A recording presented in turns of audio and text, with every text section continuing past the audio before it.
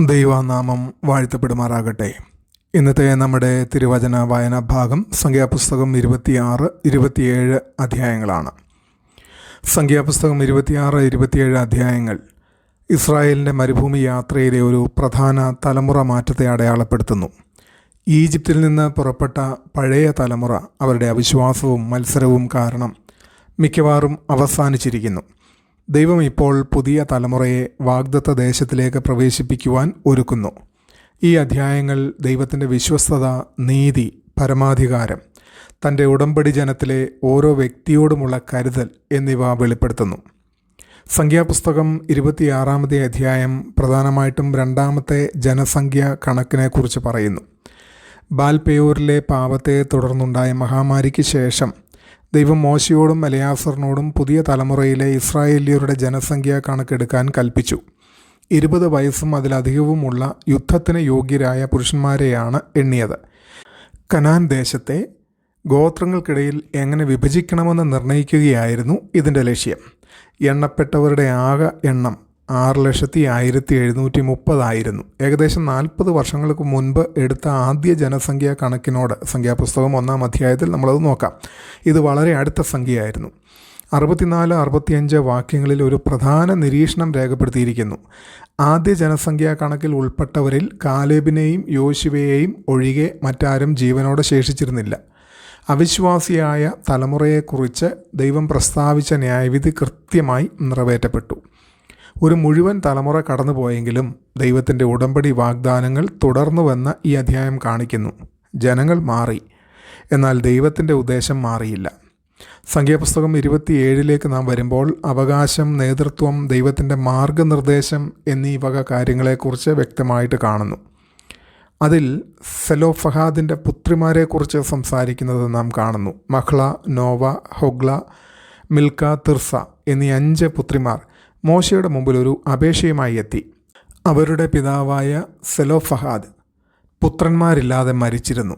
അന്നത്തെ പതിവ് പ്രകാരം അവരുടെ കുടുംബത്തിന് അവകാശം നഷ്ടപ്പെടാനുള്ള സാധ്യതയുണ്ടായിരുന്നു. അവർ ആദരവോടെ നീതി അഭ്യർത്ഥിച്ചു.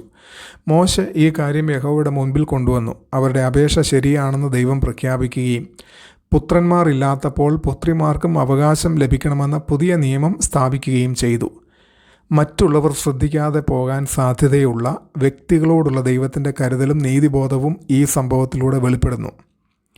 ദൈവം മോശയോട് അബാരീം പർവ്വതത്തിൽ കയറി ഇസ്രായേൽ അവകാശമാക്കുന്ന ദേശം കാണാൻ തുടർന്ന് കൽപ്പിച്ചു. മെരീബയിൽ ദൈവത്തെ ജനത്തിൻ്റെ മുൻപാകെ വിശുദ്ധീകരിക്കാതിരുന്നതുകൊണ്ട് മോശയ്ക്ക് വാഗ്ദത്ത ദേശത്ത് പ്രവേശിക്കാൻ അനുവാദമുണ്ടായില്ല. ഇസ്രായേലിൻ്റെ മഹാനായ നേതാക്കളിൽ ഒരാളായിരുന്നെങ്കിലും ദൈവത്തിൻ്റെ വിശുദ്ധിക്ക് മുൻപിൽ അദ്ദേഹം ഉത്തരവാദിയായിരുന്നു. തുടർന്ന് യോശുവയെ പിൻഗാമിയായി നിയമിക്കപ്പെടുന്നു. മോശയുടെ ശ്രദ്ധ സ്വന്തം ഭാവിയെക്കുറിച്ചല്ല, ദൈവജനത്തെക്കുറിച്ചായിരുന്നു. തൻ്റെ മരണശേഷം ജനത്തെ നയിക്കാൻ ഒരു നേതാവിനെ നിയമിക്കണമെന്ന് അദ്ദേഹം ദൈവത്തോട് അപേക്ഷിച്ചു. ദൈവം തൻ്റെ ആത്മാവിനാൽ നിറഞ്ഞ യോശുവയെ തിരഞ്ഞെടുത്തു. മോശ എലയാസറിൻ്റെയും മുഴുവൻ സഭയുടെയും മുൻപാകെ യോശുവയെ പൊതുവായി നിയമിച്ചു.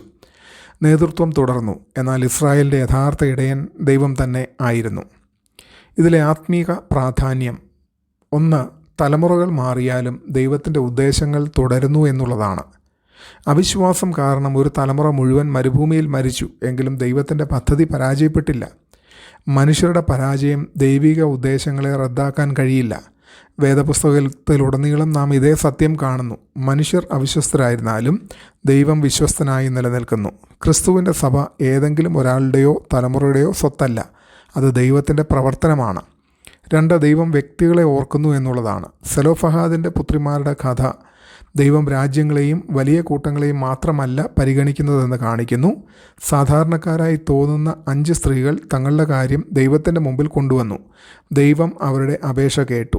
ചരിത്രത്തെ നിയന്ത്രിക്കുന്ന ദൈവം ഓരോ വ്യക്തിയുടെയും ആവശ്യങ്ങളും വേദനകളും ശ്രദ്ധിക്കുന്നു. ഓരോ വ്യക്തിയും ദൈവത്തിന് എത്ര പ്രിയപ്പെട്ടവരാണെന്ന് ഇതുമൂലം നമുക്ക് മനസ്സിലാക്കാം. 3. ദൈവത്തിൻ്റെ നീതിയും കരുണയും ഒരുമിച്ച് പ്രവർത്തിക്കുന്നു. ദൈവം മത്സരിച്ച തലമുറയെ ന്യായം വിധിച്ച് തൻ്റെ വിശുദ്ധി വെളിപ്പെടുത്തി. അതേസമയം ഇസ്രായേലിനെ സംരക്ഷിക്കുകയും തൻ്റെ ഉടമ്പടി വാഗ്ദാനങ്ങൾ തുടരുകയും ചെയ്ത് കരുണയും പ്രകടമാക്കി. ക്രിസ്തുവിൻ്റെ ക്രൂശിലാണ് നീതിയും കരുണയും ഏറ്റവും പൂർണ്ണമായി ഒന്നിക്കുന്നത്. 4. നേതൃത്വം ഒരു ഉത്തരവാദിത്വമാണ്, ഉടമസ്ഥതയല്ല എന്ന് പഠിപ്പിക്കുന്നു. വേദപുസ്തക ചരിത്രത്തിലെ ഏറ്റവും വലിയ നേതാക്കളിൽ ഒരാളായിരുന്നു മോശെ. എങ്കിലും കനാനിലേക്ക് ജനത്തെ നയിച്ചത് യോശുവയായിരുന്നു. ശുശ്രൂഷ ദൈവത്തിൻ്റേതാണ്, നേതാക്കൾക്കുള്ളതല്ല. നേതാക്കൾ ദൈവം ഏൽപ്പിച്ചിരിക്കുന്ന താൽക്കാലിക ഉത്തരവാദിത്തങ്ങളുടെ പരിപാലകരാണ്. ഇന്നത്തെ ക്രിസ്തീയ ജീവിതത്തിന് ഈ അധ്യായങ്ങൾ നൽകുന്ന പ്രസക്തി എന്താണ്?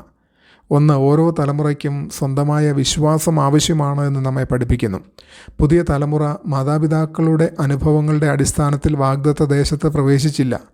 അവർ സ്വയം ദൈവത്തിൽ വിശ്വസിക്കേണ്ടതുണ്ടായിരുന്നു. അതുപോലെ ഇന്നത്തെ വിശ്വാസികളും കുടുംബ പരമ്പരയോ മുൻ തലമുറകളുടെ വിശ്വാസത്തെയോ മാത്രം ആശ്രയിക്കരുത്. വിശ്വാസം പാരമ്പര്യമായി ലഭിക്കുന്നതല്ല, അത് വ്യക്തിപരമായി സ്വീകരിക്കപ്പെടേണ്ടതാണ്.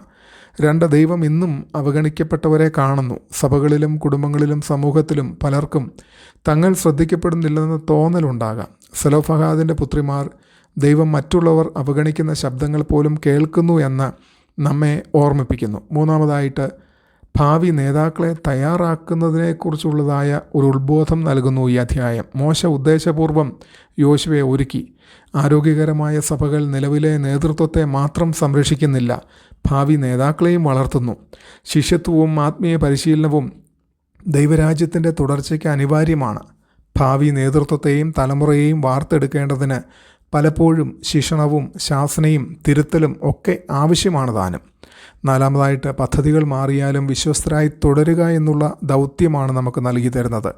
മോശ വാഗ്ദത്ത ദേശത്ത് പ്രവേശിച്ചില്ല, എങ്കിലും അവസാനം വരെ വിശ്വസ്തനായിരുന്നു. ദൈവത്തിൻ്റെ പദ്ധതികൾ ചിലപ്പോൾ നമ്മുടെ പ്രതീക്ഷകളിൽ നിന്ന് വ്യത്യസ്തമായിരിക്കും. വിജയകരമായ ക്രിസ്തീയ ജീവിതം എല്ലാ വ്യക്തിപരമായ ലക്ഷ്യങ്ങളും നേടുന്നതല്ല, അവസാനം വരെ ദൈവത്തെ അനുസരിക്കുന്നതാണ്. ചില ദൈവശാസ്ത്രപരമായ ഉൾക്കാഴ്ചകൾ കൂടെ പങ്കുവയ്ക്കട്ടെ. 1, ഇത് ഉടമ്പടി വിശ്വസ്തതയെ കാണിക്കുന്നു. 2, ജനസംഖ്യാ കണക്ക് അബ്രഹാമിനോടുള്ള ദൈവത്തിൻ്റെ ഉടമ്പടി ഇപ്പോഴും നിലനിൽക്കുന്നതായി തെളിയിക്കുന്നു. 2, ദൈവത്തിൻ്റെ പരമാധികാരത്തെക്കുറിച്ചാണ്. അവകാശങ്ങളെയും നേതാക്കളെയും തൻ്റെ ജനത്തിൻ്റെ ഭാവിയും ഒക്കെ നിർണ്ണയിക്കുന്നത് ദൈവമാണ്. 3, മനുഷ്യൻ്റെ ഉത്തരവാദിത്വത്തെ ചൂണ്ടിക്കാണിക്കുന്നു. ആദ്യ തലമുറയുടെ മരണം അവിശ്വാസത്തിന് യഥാർത്ഥ പ്രത്യാഘാതങ്ങൾ ഉണ്ടെന്ന് കാണിക്കുന്നു. 4, ദൈവത്തിൻ്റെ ഇടയ പരിപാലനത്തെക്കുറിച്ചാണ്. യോശുവയുടെ നിയമനം അന്തിമ ഇടയനായ യേശുക്രിസ്തുവിലേക്കാണ് വിരൽ ചൂണ്ടുന്നത്. യോശുവ ഇസ്രായേലിനെ കനാനിലേക്ക് നയിച്ചു. യേശു വിശ്വാസികളെ നിത്യവിശ്രമത്തിലേക്കും നിത്യരാജ്യത്തിലേക്കും നയിക്കുന്നു. സംഖ്യാപുസ്തകം 26-27 മാറ്റത്തിൻ്റെയും പുതുക്കലിൻ്റെയും പ്രത്യാശയുടെയും കഥയാണ്. ഒരു തലമുറ കടന്നു പോകുന്നു, മറ്റൊന്ന് ഉയർന്നു വരുന്നു. മോശ പിന്മാറാൻ തയ്യാറാകുന്നു, യോശുവ നിയമിക്കപ്പെടുന്നു. അവകാശ പ്രശ്നങ്ങൾ പരിഹരിക്കപ്പെടുന്നു, ദൈവത്തിൻ്റെ വാഗ്ദാനങ്ങൾ മുന്നോട്ട് നീങ്ങുന്നു. ഈ അധ്യായങ്ങളുടെ കേന്ദ്ര സന്ദേശം വളരെ വ്യക്തമാണ്. ജനങ്ങൾ മാറുന്നു, നേതാക്കൾ മാറുന്നു, തലമുറകൾ മാറുന്നു. എന്നാൽ ദൈവത്തിൻ്റെ ഉദ്ദേശങ്ങൾ ഒരിക്കലും പരാജയപ്പെടുന്നില്ല. അവൻ വ്യക്തികളെ ഓർക്കുന്നു, നീതി സ്ഥാപിക്കുന്നു, പുതിയ നേതാക്കളെ ഉയർത്തുന്നു, തൻ്റെ ജനത്തെ വാഗ്ദത്ത അവകാശത്തിലേക്ക് വിശ്വസ്തയോടെ നയിക്കുന്നു.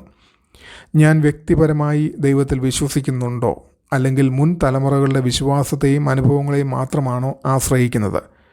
ദൈവരാജ്യത്തിനായി അടുത്ത തലമുറയിലെ വിശ്വാസികളെയും നേതാക്കളെയും തയ്യാറാക്കാനും പ്രോത്സാഹിപ്പിക്കാനും ഞാൻ സഹായിക്കുന്നുണ്ടോ? ദൈവം നമ്മെ എല്ലാവരെയും അനുഗ്രഹിക്കട്ടെ. ആമേൻ.